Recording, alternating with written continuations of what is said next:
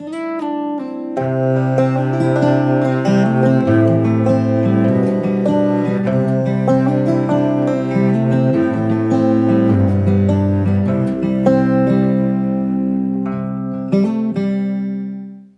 again, everyone. My name is VivianJade, the trained unprofessional, and this is How the Cookie Crumbles. It's Burrows again. I've recorded a long time today. Just in this session alone, I did the final build of Arches, the Pocket Edition for Glory Hounds, and the Path short story. And my throat is thoroughly fucked now, but I just can't let it go. There's only one short story left, and I want to fucking play it. My body is telling me no, but my autism is telling me, well, I don't, sure. Be prepared. This seems like it's setting up a short story for Ken, which, you know what, and that's good, because it kind of feels like it's been left out of a lot of the greater connecting threads. But it also is rough because that's a gravelly voice, and I've been recording since like 10 a.m. and it's almost 7. Oh no. People have always been scared of me. Mama says that thing about black cats is just an old wives' tale, that they're just ignorant of what they don't understand. Papa says being born a panther was just another test from God. If people want to approach me, I need to be the one to approach first. He wants me to become an upstanding citizen, a son he can be proud of. They don't know that I'm the one who's afraid. Afraid of the things only I can see, the things only I can hear. And the reason they made me start seeing Doc. Doc told me superstition is what people in the old world used to protect themselves from danger, and that it has no place in modern society. He echoed what Pa said, and that I need to counteract that by proving them all wrong. Prove to everyone that I'm not unlucky. Oh, he's a kid. You know what? It's way funnier if he just keeps sounding like this. As much as it would make sense for him to sound less, and it would make sense for me to not strain my already tired throat by continuing to do a rough voice, it is way funnier to me to imagine a young Cub Scout fucking Ken still sounding the exact same. So I'm not saying that's the canon voice I'm gonna have for him, but that's just really funny to me, so I'm going to do that. Alright, so we might have been more short on supplies than we initially judged, but surely the rain will stop soon. Ethan Matthews. Why we get full name all of a sudden? Sir, about the tide. The moose shakes his head, smiling not so confidently. If you're referring to the river overflowing, we should be alright so long as we stay on higher ground. Why is the Scoutmaster crying? Or maybe he's just got a cold? I don't know. Water levels will recede once it stops raining. Brian Shepard. Sir, what if it keeps raining? Well, it's entirely possible a flash flood could come along and wipe out our camp. Everyone gasps. He immediately regrets being so honest to a bunch of kids. He can't be much older than a high schooler. Oh, he's a high schooler. Or maybe like young adult. Chris McGregor. What is all these kids getting full names? Nice going, Mr. Lucky. The chubby badger jabs at my side with his elbow and giggles. Guess the nickname is finally stuck. Everyone calm down. This is nothing to be worried about. You simply have to use all the survival skills I taught you to make it through this. I jump as something cold and metal brushes against my leg. It's Johnny. He's shivering. Hey, young Ken. This is crazy, right? Yeah, it's crazy. We're screwed. Scoutmaster Daniel's completely rattled. He wasn't prepared at all. Guess it's just a motto after all. He leans on me and I wrap my tail around his real leg. Okay, so I was curious what I was looking at with the raccoon fella. I guess that's a prosthetic. Pretty forward thinking for, what is he in, the 70s, the 60s? Something, I don't remember. 50s? I think it's the 50s he's actually in. So as a kid, he'd be in the 40s. Interesting. These uniforms aren't fit for roughing it at all. They just look good in photos. Chris gawks at us and starts mockingly blowing kisses our way. His little band of cohorts rattle off the usual insults before they get bored and move on. Oh, wow. Full sprites for the youngins. That's pretty awesome, actually. Sorry. It's because you're with me. Stop that. It's just they're a bunch of meatheads having a meathead competition. True. Say meathead one more time. Meathead. Johnny's cute. Look at him. We chuckle quietly, hoping they don't notice. You gonna be okay? He nods. Just worried I'm gonna hold you back. He's aware of just how much those words hurt me. I'll do anything to prove my loyalty to him. The Scouts gets louder and louder. I think someone's crying. All right, that's it. A shrill whistle quells our bell yanking. I'll look towards our leader, hoping he'll say something to fill us with hope. That's enough! A true Cub Scout can overcome any adversity by adhering to the Scout's law. Pull out your handbooks. We're going to recite them together until this rain lets up. Real inspirational guy. He even got a somewhat out of tune fucking rah-rah song in the background. We all groan and do as we're told. I haven't looked at this thing since I got it.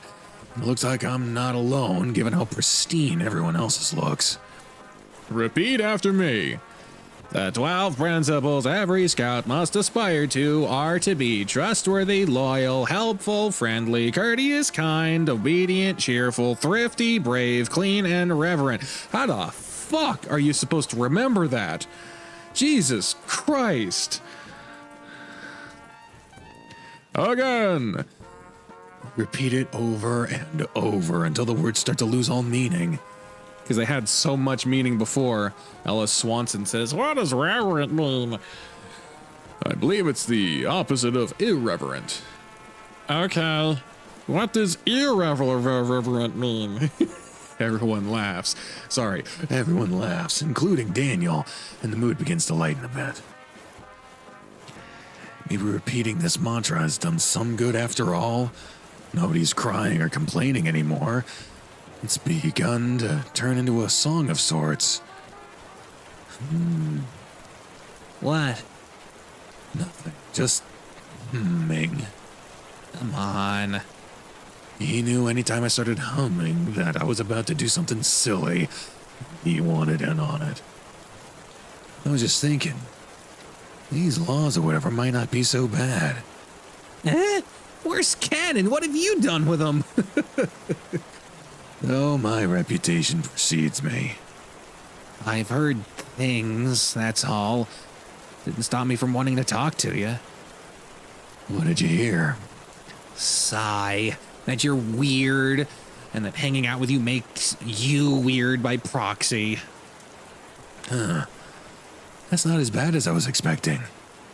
Anyway, what's your plan? What if I actually tried to be a model scout for once? Follow the rules, try to make nice with everyone. With everyone? Including Chris? I nod. He must think I finally lost it. If you think being nice to someone like that will magically change their mind, you're wrong. He tucks his metal leg under his tail. Once someone's made up their mind about you, that's it. Sorry, but I can't accept that. I'm gonna at least try. Why? What do you have to prove to people like that? If it's because of this, He gestures to my fur. you can't change it. Just like I can't change my leg. Come on, have a little faith. You don't want it to just be us two all summer, do you? Would that be so bad? Shrug. I want to at least try before giving up. This isn't like you. He's right. It's not. Why? But I'm suddenly in a really good mood. I feel like someone is pouring liquid sunshine directly into my veins. It's a shame that my mood never seems to fit the situation. Whatever, Ken. Just leave me out of it, okay? The conversation gets cut off by another blow of Daniel's whistle, and we all snap to attention. All right, I think we better get some shut-eye. Who wants to keep watch first? My head shoots up. Confused murmurs circulate around the shelter. Oh, glad to see you're interested in participating today, Scout. Stifled giggles. This is why I don't make an effort. Don't let that get in the way. Doc says people fall into the same patterns of behavior because we give up too easily. I don't feel tired yet. I'll keep watch tonight. Suck up. More laughing from his posse. All right, Mr. Guerra. I'm... Sorry. I'm leaving it up to you. He passes me a packet of instant coffee in case I start to feel sleepy, and soon everyone turns in for the night. Johnny curls up at my feet, and I can't help but smile at his gentle face. It's strange. While everyone's asleep, I don't mind being surrounded by so many people. They're not so bad when they're not staring at me. Taking my journal, wrapped in layers of spare clothes to keep it dry, and think about what to write. Doc said he'd be checking it once I got back. Expects me to write at least one passage a day. But does it even matter what I say? Should I lie? Bob wants to try every possible method before we try medication. I really wish he'd just let me take a few pills instead of letting this hell play out another day after day. It's not like he's the one going through anything. These sessions can't be cheap, and the pills would help me sleep. And if I could sleep, I wouldn't have to think about crap like this all night. The problem is me. I know that. Paul made that clear the one time he bothered to stay for one of our sessions. I'll just try harder. The rain starts to die down and the clouds part, revealing the silvery light of a full moon hanging over us. Its light is reflected in the newly formed body of water that surrounds us, stretching into a line of white that dances and beckons me to follow its movements with my eyes. Back and forth, left to right. It's hypnotic. The light is almost blinding, but I can't look away. Ooh, a sky. Look at all. Oh, it's the Big Dipper. The longer I stare at it, the more the stars in the sky seem to blink in and out of existence. I guess it would be the Little Dipper, because that's the one that's pouring into the Big Dipper, isn't it? I don't fucking remember. They spin in place, changing color from green to red and over and over as I am frozen in place. There's no relief in shutting my eyes or raising my hands. Spots of red and white tear through any layer of protection. It's dazzling. Oh, God. Thank you for going slow on that, for potential epilepsy reasons. The black of the sky flickers with impossible colors as the shape of the moon is burned into my retina, leaving only dull after images behind where I can remember to blink. How has nobody else woken up?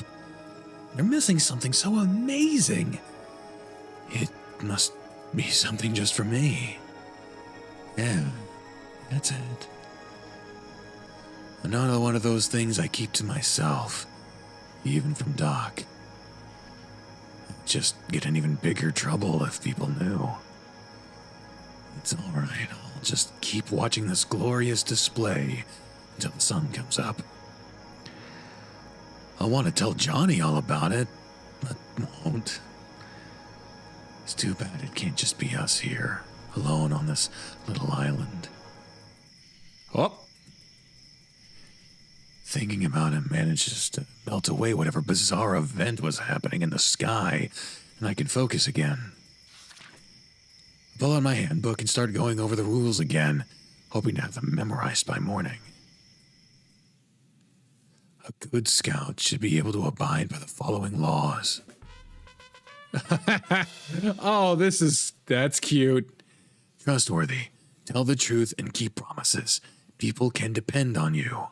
Eventually, I was relieved by Ellis, and though I got a few hours of sleep, my mind was still racing with thoughts. By some miracle, the skies cleared as dawn approached us.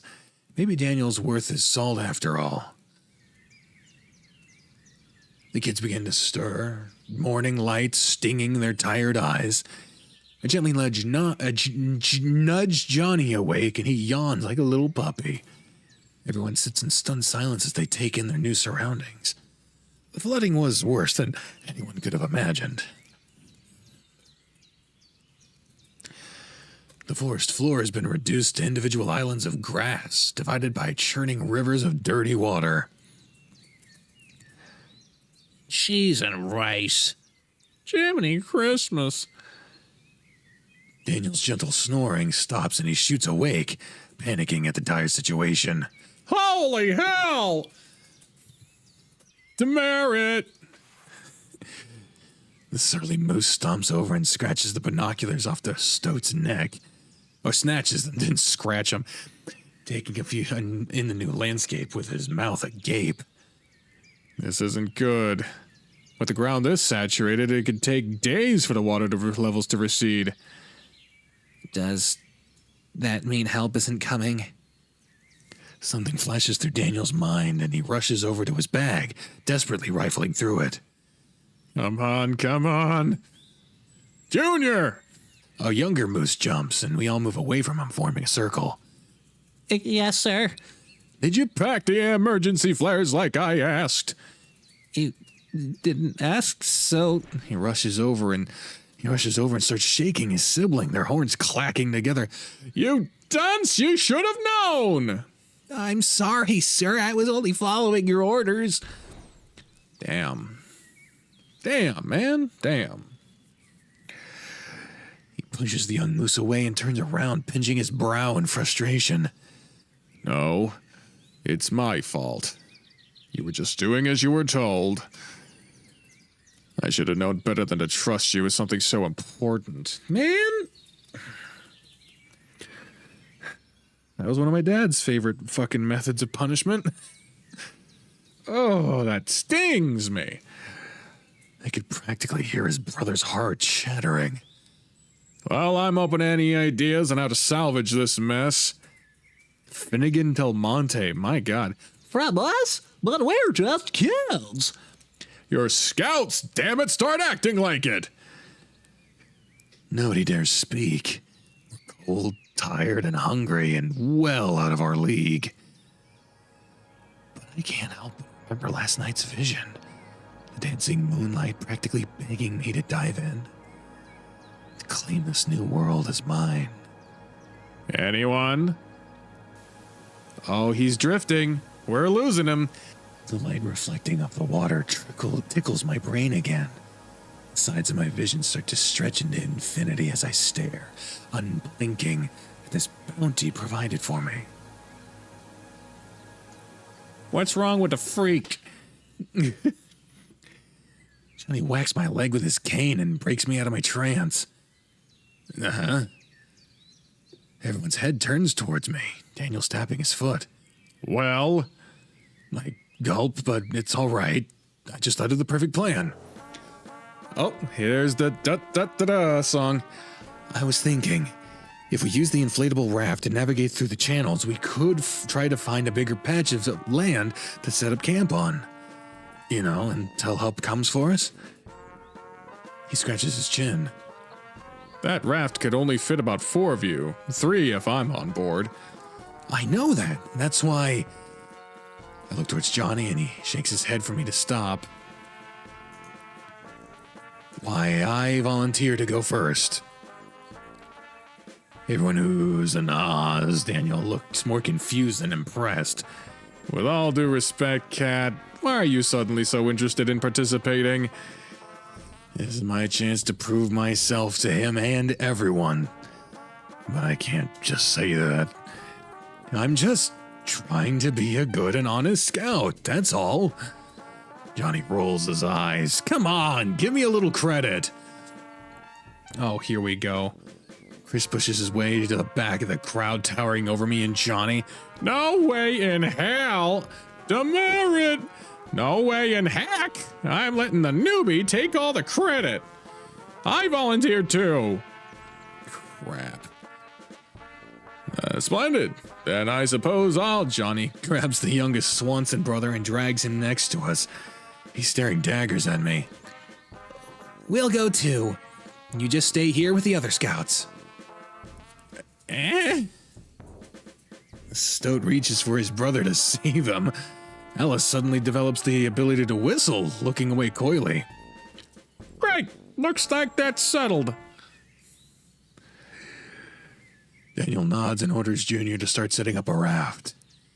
Chris bumps my shoulder, looking even more pissed than I've ever seen him. He feigns a smile when Daniel looks our way and whispers in my ear. I don't know what you're up to, but I'm not letting some cripple in a damn head case one-up me. I mean it, Cat. Stay out of my... I mean it, Cat. Stay out of my way, or else... I return his fake smile with one of my own. Oh, I will. You can trust me. Loyal. Show that you care about your family, friends, scout leaders, school, and country. It's the story of Ken's first kill. What the fuck is happening here? This was a terrible idea. Not helpful. The muck that formed under these new waterways is thick like glue, taking all my strength to push an oar through. Just let me do it. I got it. This is stupid. Constructive comments only, please. We move another few inches before getting stuck again. An hour later, and the main campsite is only just now out of sight. Did we just take a right or a left? Whose idea was it to make him the map maker? Cartographer. Whatever, it makes him feel important. The stoat sticks his tongue out at the grumpy raccoon before... The raccoon wasn't the grumpy one. It was... whatever. Before going back to making his indecipherable charts. You're the one who picked me, remember? You certainly were the closest to me at the time, yes. You know, you could have just let me do this on my own. Yeah, right, so you could go have an adventure all by yourself. Someone has to keep an eye on you anyway. That's why I'm here, remember? Everyone groans and he punches the side of the boat to seem tough. No, the rubber material doesn't take much damage. I'm serious. If any of you get to any funny business, I'm reporting it directly to the scoutmaster. Got it? He proudly flashes his badge-encrusted sleeve, as if to suggest he's taking the scout thing more seriously than us. Which badge is that blue diamond thingy? Wouldn't you like to know? I hope we find out what that is, otherwise, why the fuck bring it up? We hit another bump, sending Dick's compass flying out of his hand and into the depths below. Damn it, Cat, just let me row. Shut up, I can do this. Oh, we know that fucking sound effect. He practically leaps across the boat and wrestles me to the floor, almost knocking Johnny over the side. I told you I wasn't gonna let you mess this up, did I? Stop pretending to give a damn about this. Just stop cursing so much. I'm losing track of the demerits. Get off him! A crack. Johnny's cane hits the floor. Oh. The badger slumps off me and stumbles backwards, tipping the boat with his weight. What did you do? He was acting crazy. I don't know. He's cut off as Chris's foot catches the edge of the boat, sending him over the side and into the brackish water with a huge splash. Man, overboard! Crap! Holy crap! I reach out towards him by instinct, but stop. Isn't this perfect? He got what he deserved. Why should I help him? Everybody would vouch for Johnny and I defending myself. I look over to Johnny. I can see him mulling it over for a brief second before scrambling to the side of the boat with a hand stretched out. You two, come help me! Dick's frozen in place. Yes, it's up to me. I reach into the icy water, fishing aimlessly until I catch the collar of his shirt. Pull! We struggle to even get his head above water. The floor of the boat is slippery and our boots skid across the surface until we both land on our butts. Johnny, your leg! It's okay, keep pushing. I angle my feet under the seats on either side and pull with both hands, feeling my back muscles strain as the mud refuses to let him go. Almost. Just a little more. We hear a pop and he sails out of the water like a fresh-caught trout, leaning onto the side and coughing up water. Johnny collapses back, rubbing the knee above his missing leg and hissing in pain. I reach further down into the water and grip Chris's belt and help him back into the boat. He flops down into the middle of the raft and I lean over him, taking the opportunity to deliver a message only he can hear. Mess with us again and I'll let your fat ass drown next time. He can only blink, barely able to register what just happened. Nick finally shakes himself into action and starts putting pressure on Chris's chest to push out any remaining water. Exhausted, I sink back against the bottom of the raft next to Johnny. He's soaked, but not worse for wear. Do you see now why I needed to come along? I'm sorry, pal. I shouldn't have tried to shoulder everything. Hope you don't hate me for it. He shakes his head, grabbing my icy hand with his and squeezing it. That's how friends are, Cat. Loyal. I give him a squeeze back. Thanks for keeping me in check, Johnny. Now let's tend to our fellow scout, shall we? He nods but yelps when he tries to get off his feet, gripping that same knee. What's wrong? He shakes his head, gritting his teeth. Oh, he's down now. Just put too much pressure on my knee. The prosthetic doesn't fit right. This isn't good. 2 injured men in our party, and we've barely started. It's fine. This is what I was meant to do. Everything has to turn out fine in the end. You don't know what game you're in, boy. Because this was all created for me, right? Uh-oh. He gone. Helpful. Volunteer to help others without expecting a reward.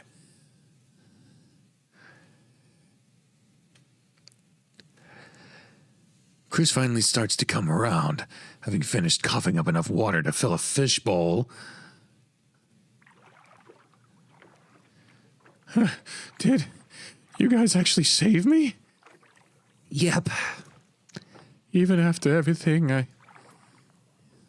Thank him. He points at me while Dick attends to his leg. I guess he's putting in a double shift as a cartographer/medic. Stumpy? What happened? It's his leg. He got a really bad bruise on the... He cringes in disgust, apologizing under his breath. On the stump. Johnny sits up, smiling through the pain. It's fine. I don't have cartilage there, so I'm not supposed to put a lot of pressure on it. Chris looks genuinely worried. Maybe he's just still shaken up from almost drowning. Or maybe my threat is finally sinking in. Either way, he approaches me with caution. Hey, is he gonna be okay? Dunno. I've never seen his leg without the prosthetic covering it. Johnny told me that it was deformed at birth and had to be removed when he was very young. His parents fought tooth and nail for him to be included in a scout program, to be treated like everyone else. He coughs and I roll my eyes.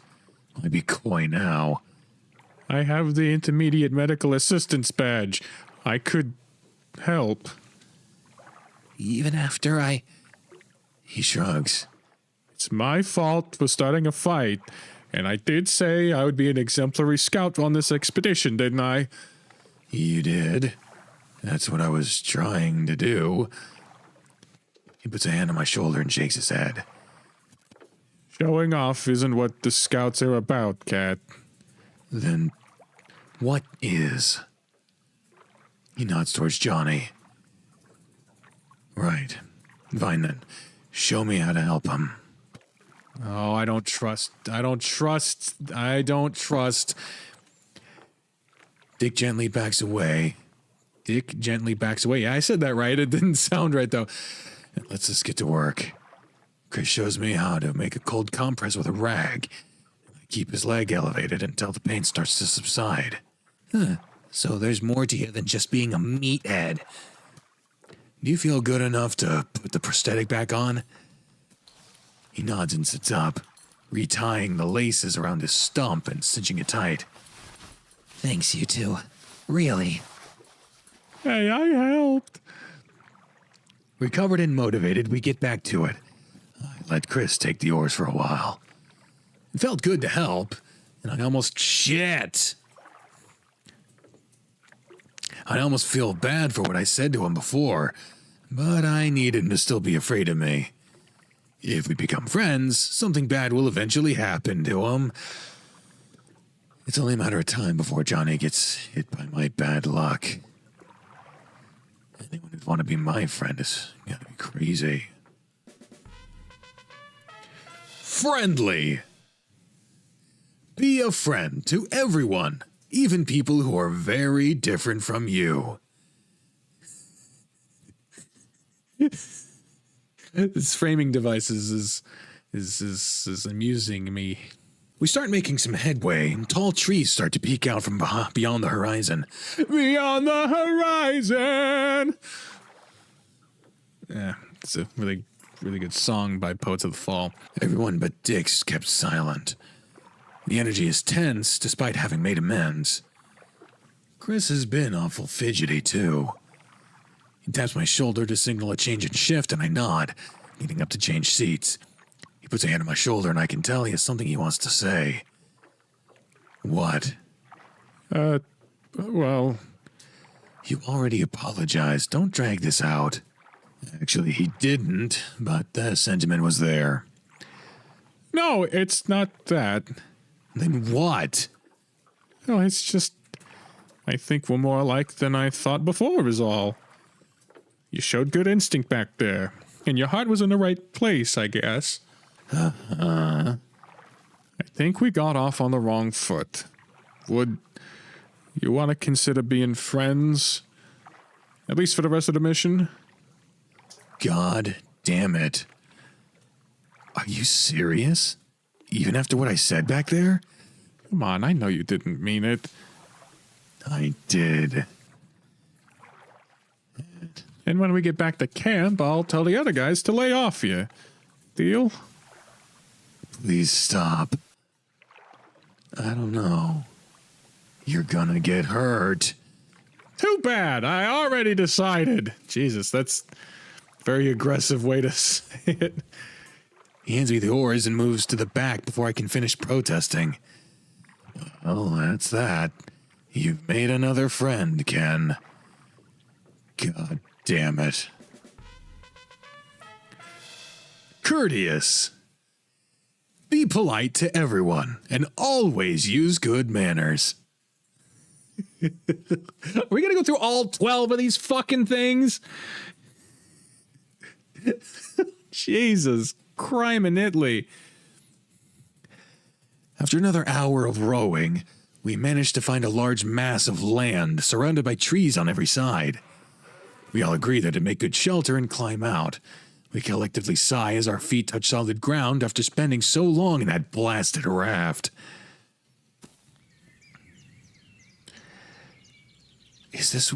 Didn't he say he found the golden place once? Well, oh, that would be amazing. Wouldn't that? Oh, don't get ahead of yourself. Don't set false expectations. Oh, what? That's a relief. I'm thinking Dick Swanson dies at some point because he still doesn't have a sprite. We need to canvass the area to make sure it's a suitable environment to set up camp. Stoat, you check the coast west going west. Cat, you come with me so we can look past those trees. It's Ken. Dick nods and runs off in the wrong direction, coming back a minute later and heading west while rattling off excuses. And me? The Badger shrugs. Oh, shit. Dunno. Never teamed up with a cripple. Jesus. Johnny winces but nods, eyes tired.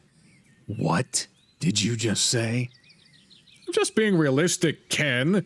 He already got hurt once. Bringing him any further will just be a liability. Oh. Yep. That song means someone's gonna die. I grab his collar before he can finish. Listen, knucklehead. Nobody gets away with talking to Johnny like that. Got it? But You said you wanted to be my friend, yeah? That means being Johnny's friend, too. What? that wasn't part of the deal, cat. I push him off and he straightens out his collar. Just following the handbook. Be courteous to others. Ring a bell. He mumbles something under his breath. I reach a hand to help him up. I reach out a hand, I imagine, to help him up, but he pushes it away and pulls himself to his feet. You're right. Yeah, you're right, cat. I'm sorry. Why was he so quick to change his tune again? He turns to Johnny, whose expression is a mix of confusion and disgust. A good scout would figure out a way to make the situation approachable for anyone, especially his fellow scouts. I'm thinking Chris is the one who tries to kill someone, possibly Johnny. Oh, and that includes invalids. Was that supposed to be an apology? Get used to that from this guy. I seriously don't understand Chris's motives. He's been nothing but aggressive and combative the entire time we've known each other.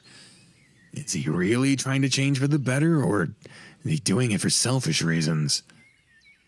It can't be performative since there's no audience besides us. Maybe at the end of the day, he really wants to be the best scout possible. So, we are alike. That thought makes me sick to my stomach. Kind. Treat others as you want to be treated. Never harm or kill any living thing without good reason. I'm sensing a technicality. It hasn't escaped my attention that Ken is called Young Ken, Johnny is called Young Johnny, but everyone else has their full name, which leads me to believe that there is an older Johnny, like how there's an older Ken. But in Ken's route, granted, I'm behind on a bit, so maybe Johnny pops up later. I don't know, but makes me believe that Johnny comes up in the main story somehow. Don't know how, don't know when, don't know why. But, yeah, of course, Sam didn't get older. Oh, man. I don't need more reasons to be fucking depressed. Let's just keep moving on. Are you really gonna do it? Shut up. I need to concentrate. Chris's hand trembles as he holds the knife above the rabbit's neck. None of us, no. Sorry, I'm just knowing that an animal's getting killed. It fucked me up on an instinctual level. None of us expected our traps to actually catch anything. We've been here for 2 days now. This island is bigger than we thought, and it took multiple trips on the raft to transport everyone. How did you get the raft back upstream? Did you have a guiding rope? I don't know. We just paddled really Fucking hard. physical 100. Oh, Jesus. Shout out to Physical 100. Except the winner of Season 2, Emoti. He can go fuck himself, the cheating bitch. He's a cheating bitch and you know it. You're just defending him because you like the fact he has one name. I actually don't like that at all. Then you shouldn't like him for any reason because that's the only thing that's interesting about him. Square. He didn't win fair or square. He won unfair and round. I did see an Instagram account called A Motivation. Yeah, and I was like, that's the best thing about him. And it was all like, cheat on your tests. Yeah. If you can't beat someone at their own game, fucking break the game. Because that's what he did. Fuck Emoti. Oh yeah, Burrows. We're playing a game. Burrows. Emoti's a burro. He is a hard-working mule, as a matter of fact. Now he's an ass, is what I'm saying. At first, we're happy to have successfully completed our mission. We got awarded new badges, rewarded with praise from our scoutmaster, and we're lauded as heroes by our fellow scouts. Chris kept his promise and the bullying stopped, but that was the least of our worries. Soon, the last of our rations ran out. Given how unprecedented the situation was, Daniel handed out hunting tools to the highest-ranking scouts and told us to hunt. But none of us had any experience. Setting up traps was one thing, but actually taking a life. Come on, man. I can do it. I swear. I could see tears welling up in Chris's eyes. He's forcing himself. Stop. This isn't gonna work. He relaxes his arm and drops the knife, momentarily relieved before resuming his posturing. What are you implying, cat? I shrug and pick up the knife. Never held such a big one. It's even serrated. Wow. Hello? Oh, sorry. I'll do it. What? Can't ever keep track of what Dick's voice is. I shrug and kneel over the rabbit with my knee pressed against his body. I have to make sure to do it quickly. It showed us how to do this in the handbook, remember? We don't need a knife. Well, yeah, but... I know why he opted to use the knife. Using a tool to harm passes some of the blame. You don't feel the warmth of the thing you're killing. But that's exactly why it's so important that I do this. I need to know that feeling. Oh, you don't have to show it! Come on! No! Ooh. It's a white rabbit, too, like Virgil. I'm sure there is absolutely no connection there. I use one hand to hold its head still while grabbing its neck with the other, making sure it's fully extended. One clean break. Oh God, is he really gonna do it? Crack. Whoa, whoa, whoa, whoa, whoa, whoa, whoa! What the fuck was that? Go back.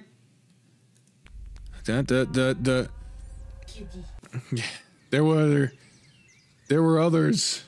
This is not his first kill, I guess. Wow.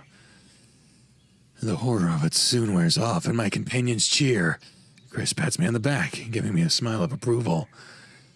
I like how that smile makes me feel I'm finally part of something. I whisper a silent apology for the rabbit as Chris puts it in his rucksack. I need to take its life to survive. The truth is, I still had some rations hidden away in my bag. I killed it to know what it was like. To know if I was capable of carrying out those urges I hid deep inside. Of seriously harming a real person. After everyone leaves, I duck behind a tree and vomit. I'll never forget that feeling. Its vertebrae snapping like a twig in my hands. The final spasms of nerves firing in a soulless body. The dead weight of its corpse on my lap. I will never kill again. Well, we know that's not true. 7. Obedient. Follow the rules of your family, school, and pack. Obey the laws of your community and country. Even the period is out of this fucking shot. Ominous. Ominous. Ugh, that's horrifying. They look like they're dancing. How much is this motherfucker dancing? I stand before the scoutmaster, 7 skinned and cooked rabbits laid out in front of him. I'm sorry. Good. You did good, Scout.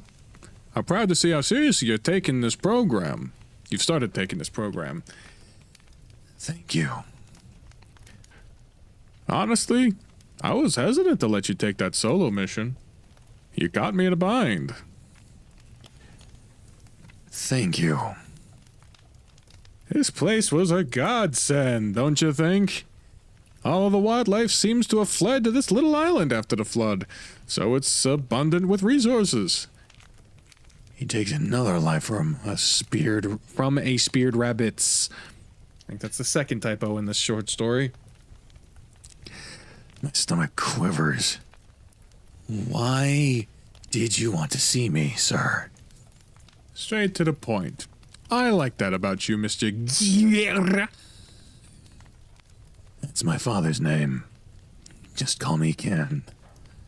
Please, what's this all about? He takes another bite. Well, it's just I haven't seen you eat any food since we arrived. Another bite. Are you feeling well? I'm fine. My stomach growls. You procured us all this wonderful food, Scout. You deserve to partake in some. The campfire shines on the rabbit's charred skin. Or that one having white and brown spots and cute fuzzy ears. I'm alright just eating rations, sir.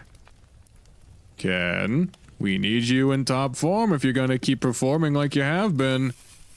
Oh, Jesus. He waves the stick my way, pieces of blackened flesh flaking off and carrying on the breeze. I really don't want... Eat. Whoa. It'd just be nuts if we see a rotoscope segment. Just that would be terrifying in this context because people don't move in this game. So that'd just be horrifying. You're hungry again? We just ate lunch, dear. But I'm still hungry. You know what happens when we get greedy, son? No, I'm not being greedy. Honest. Go fetch the scale. Please, I promise. Ooh. Really? That's curious. I didn't know that aspect about his any part. I don't remember any part of him indicating that he had this kind of experience with food growing up. Huh. Maybe I missed some signs, and it'll be more apparent when we return to his route. Please, I promise I haven't gained an ounce. We'll see about that. Just as I thought, up 3 pounds. I'm just growing up. If you eat more, I'll feel like eating more, and then we'll both be fat as a house. We'll just have to reduce your food intake again, won't we? Please, no, I'm so hungry already. Don't cry, dear. This is all for your own good. God damn.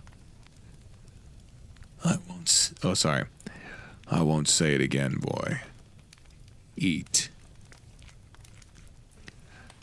I bite into its flesh with tears in my eyes. It's delicious. Good, good. Can't have you wasting away, Ken. Your participation's very important to us. I take another bite. It's the tastiest food I've ever eaten in my life. Nothing like Mr. McGregor. All bark, no bite, that one. He earns badge after badge, but it's all for pride's sake. You do it for the good of everyone, like a true scout. He pulls the food away before I chomp down on the wooden stake. I'm making you my new head scout. You'll be in charge of organizing the other kids and making big decisions when I'm busy. When I'm taking a shit. I nod. This is what I wanted, right? And staying with me means you get first dibs on meals. Here. He pulls another skewer of meat out of the ground and tosses it my way. My treat. I happily accept his offer. If being obedient means I get to have a leg up on everyone else, I'll do it. I don't want to struggle. I don't want to suffer. I'll do whatever's asked of me to prove to everyone that I can be a normal, happy scout. Cheerful. Look for the bright side of life. Cheerfully do tasks that come your way. Try to help others be happy. Johnny's been in an awful mood all morning. I try getting his attention, but he pretends not to see me, continuing to whittle something out of driftwood. Hey, can you please answer me? Hello, Ken. What's wrong? Does your leg hurt again? His eyes narrow. No. Where are the other two? I think Chris said something about gathering more firewood, and Dick was practicing bird calls. Why? Dunno. You guys seem awfully close now. I guess. It's whatever. I guess being head scout is busy work. So that's what this is about. You know you're still my best friend, right? Doesn't feel like it lately. I've been stuck doing nothing since nobody trusts me with any important jobs. And now you're the shining star of our entire troop. Congrats, you got what you wanted. Johnny. I sit closer to him and he moves his tail between us. I don't care about being popular. I just wanted to be happy. I can't be happy when you're like this. This was supposed to be our thing. Chris put himself in the middle of our adventure, and Dick is just himself, I guess. Chris hasn't changed his attitude towards me at all, Ken. He only liked you because he sees you as an equal. And the sad thing is, even with all those badges of his, you're still the better person. That's why you got the promotion and he didn't. I'm not a good person. Not if I made you feel like this. Is that your attempt at an apology? Don't make it weird. But yeah, I'm sorry. He drops his pocket knife and pulls me into a hug. I forgot how much I missed those. I forgive you. Just don't make it a habit, all right? We still have another 2 months together after all. Yeah, if help ever comes. See Chris returning to camp, a bevy of logs tied together and carried over his shoulder. He spots us and his expression sours. I've never seen him so irate. What's eating him, I wonder? I'll be right back. Huh? Oh. His ears lower as he sees me jogging over to Chris. Hey, how'd it go? He dumps a pile of wood at my feet and grunts. Just fine, sir. You don't need to call me that. Any other orders, sir? I wince. That's all. You can return to your cot. He nods and robotically walks over to his bed. He's not taking this well at all. Thank you, sir. Thank you, sir. Am I allowed to sleep, sir? Can I take your hat, sir? Now that he knows he'll never be promoted, he's lost his ambition. I promised him nothing about our friendship would change, but he's not convinced. He's gone back to those same kids who used to bully Johnny and me. Any attempt at changing him for the better has failed. Oh, the period's back. Wonder what that's about. Thrifty. Work to pay your own way. Try not to be wasteful. Use time, food, supplies, and natural resources wisely.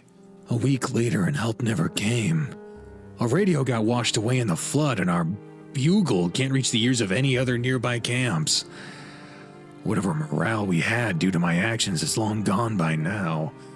Chris and Johnny are the only two willing to hang out with me anymore. I don't mind, I was never in this for the popularity, but my experiment is starting to fail. Whatever happiness I had felt from doing my part is fading into indifference. Daniel pulled me aside today to ask for my input on where to go from here. He's at his wit's end. I suggested we try putting a message in a bottle, hoping it eventually finds its way to someone who could send help. It was admittedly juvenile, but we had limited resources. I used Rule 9 to back up my idea, and he relented. To everyone's surprise, Junior was trusted in writing the letter. I don't know enough about his and Daniel's relationship to know whether they patched things up or if it was sheer desperation. We all gather around the shore as Junior sets the bottle on its journey, followed by a salute. Everyone follows suit, a gentle sobbing coming up from a few scouts as the reality of the situation sinks in. Johnny wraps his free arm around mine and pulls me close. I can tell he's terrified. Chris is nowhere to be seen. I ask around, and Dick mentions having seen him go off into the thicket earlier with some supplies. He's hoarding. Sure enough, once we get back to base, we notice that everyone's bags had been raided. Almost all of our food and a few tools are missing, along with the inflatable raft. Could he have given up on us and decided to rough it on his own? What kind of a scout would forsake his own brethren for such selfish reasons? We debate telling Daniel about it, but I convinced him that it's better if he stays here, in case help does come. Wait, what about our stuff? We can't just let Chris... I'm going after him. Alone. People start muttering amongst themselves.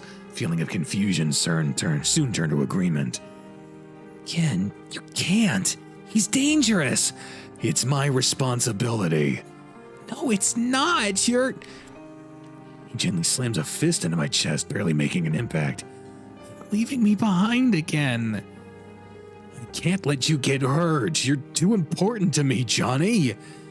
Bullshit. I pull him into a hug. That's a demerit.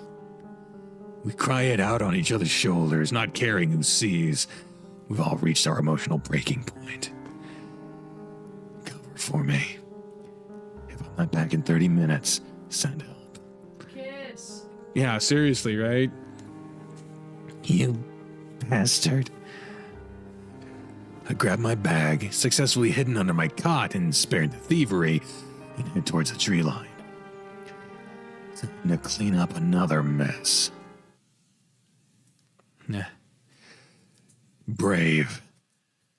Face difficult situations even when you feel afraid. Do what you think is right, despite what others might be doing or saying. Night falls as I make my way through the brush. Chris was either rushing or wanted me to find him. Someone like him would know how to cover his tracks better than this.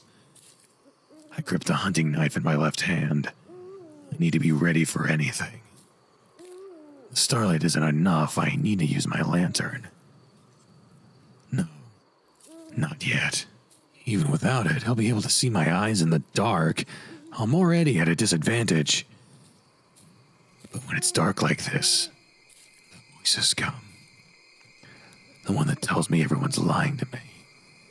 It's all a big act. Even the scoutmaster, even Johnny, they all hate me. No. You'll never be worth a damn to anyone the way you are now, boy. Shut up. You can't even look at me. Hold your head up high when you speak to me, son. Please, stop. Look at me! Oh, there he is. Hello? This is fucking... I don't know, something quite comical about that. So, you came after all. Chris. I gulp and try to compose myself. My left hand is hidden behind my back. What are you doing, Chris? Why'd you steal everyone's stuff? He chuckles, not breaking his gaze. Come on. You know why, sir. Don't call me that. Well, it won't matter soon anyway. He sighs and turns away. I notice his arms are also behind his back. Nobody's coming for us. We're doomed. You don't know that. Open your eyes, Ken. This is it. It's been over a week and the water levels haven't gone down. This entire area has been permanently altered by that flood, and by the time it dries up, we'll all be dead. Stop it. You're wrong. Am I? You sure would know, Mr. Head Scout. His arm is a blur and suddenly I'm dodging blows. He holds no weapon, coming at me with just his fists. Quit it. Fuck you. Jesus Christ. Do you realize how much time I spent earning all these badges, living under that Scoutmaster's thumb and abiding by all the stupid rules? I duck and he punches a tree hard enough for pine cones to fall out like tiny grenades.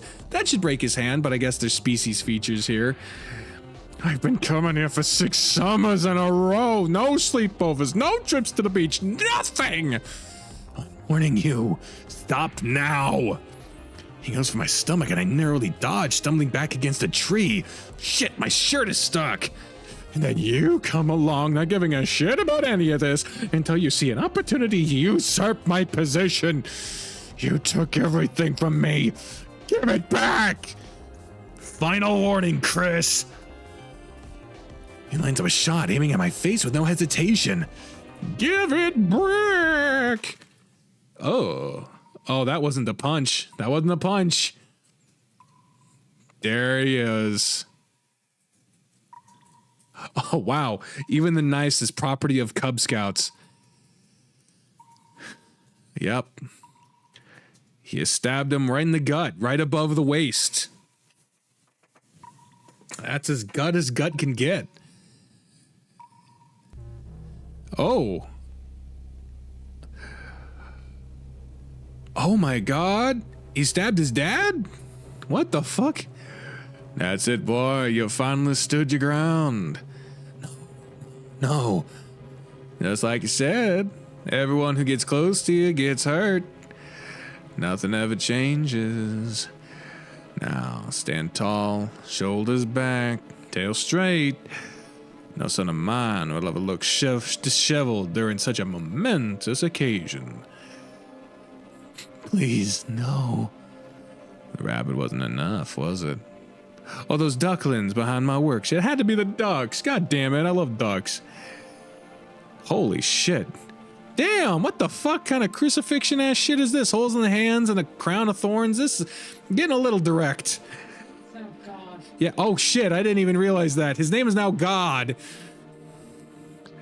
Furry God.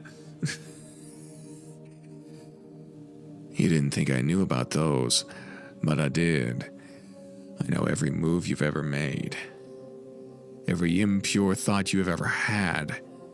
Every sinful action. You'll never be good. I can be good. Just give me another chance. Oh, now he's the devil.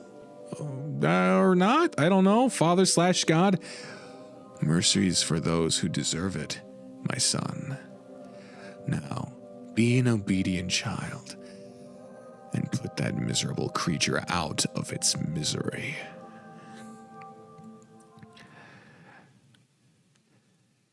He just lays there, gurgling. I don't even know where I stuck him or how deep it went.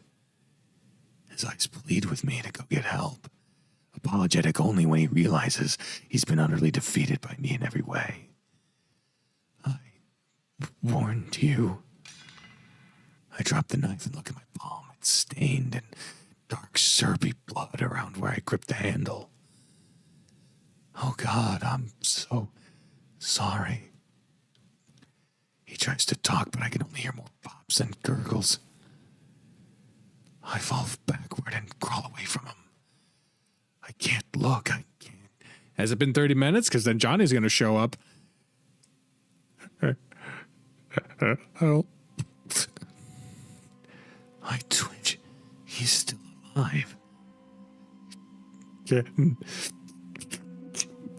Please. I can't look. I can't look. I can't.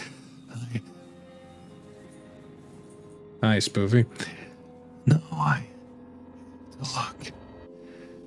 There's a chance I can still save him and atone for this. I'll go get help. Daniel can... No time. I need to close the wound first. My heart sinks. There's no way. I don't have the training. He clumsily flips onto his back, grunting in pain as he slams against the ground. I'll guide you. Don't wanna die out here. Everything is telling me to ignore him and go get Daniel. Something even deeper wants me to finish what I started. But if Johnny found out what happened, that I even stabbed him by accident, he'd be scared of me. And then I'd have nobody. Clean Jesus. Keep your body and mind fit. Help keep your home and community clean. I don't think Chris is making it out of this one. Oh, man.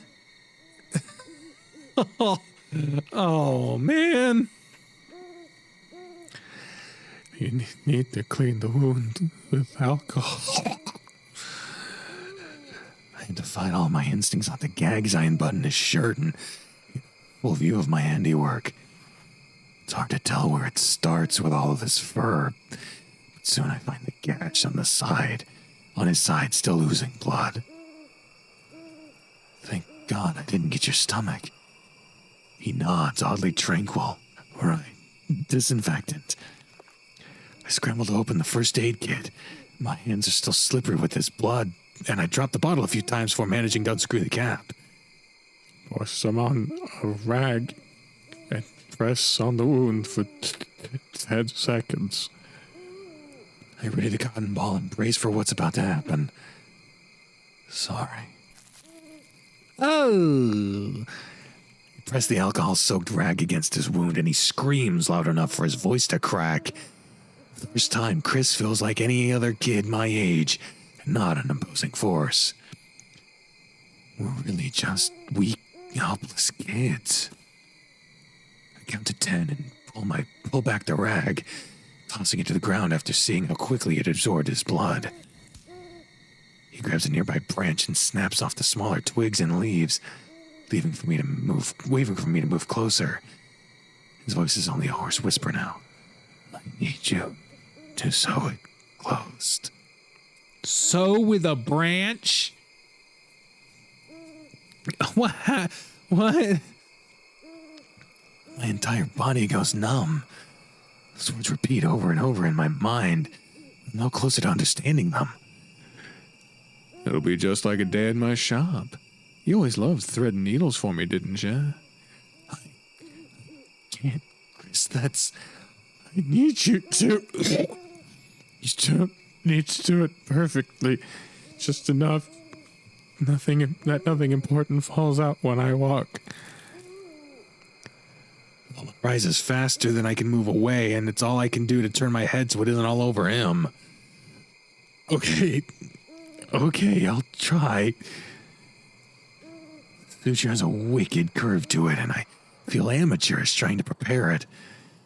My hand refuses to stop shaking, and I nick myself with the palm with it. Fuck, I hope that doesn't compromise it. No, this is an emergency. Grabs my arm and nods confidently. His bravery washes my fears away, and I get that damn needle threaded. After a shaky explanation on how to perform the procedure, I nervously angle the needle over the topmost edge of the cut. Ah, that's what the branch is for. He bites down on the branch and sits on his hands, nodding for me to begin. Sweat drips down my forehead as I inch closer and closer. No fucking anesthetic. Yup. Oh, there's thing. His stomach quivers as he squirms, making it hard to pull the thread all the way through. With fur as thick as his, I have to push extra hard to force it through the skin. Feels like poking through a suede, doesn't it, boy? Shut up! Damn it! I wipe tears away with my arms as I hastily stitch together his flesh, trying to mitigate his suffering as much as possible. I am a good person. I am a model scout. I can do anything I want to. Chris is in too much pain to pay attention. I was going to say, is he saying all of this out loud? Yeah. Chris is in too much pain to pay any mind to my ramblings. I have to keep talking to drown out the negative thoughts and focus on this. I work until there's nothing left to stitch, finishing it off with a messy but sufficient knot before snipping the thread with a claw, ending his torture. Using the last of my energy, I sit him up and wrap gauze around his waist until everything is covered. He spits out the branch and hunches over to double-check my work. It'll do. Thanks, Cat. I'm too winded to reply. Why would he thank me when I'm the one who did this in the first place? Why are you doing this? He doesn't reply, but I keep talking. Ever since we met, you've confused me. You go out of your way to tell me how you feel about me, bully me and Johnny, try to beat me up. But when you fail, you just give up and agree with me. What's the point? If you don't hate me, why did you do all of this? He takes his time replying. I already know the answer. Because you scared the hell out of me. Oh, hey. The thing is back. Reverent. Be reverent toward God. Be faithful in your religious duties. Respect the beliefs of others.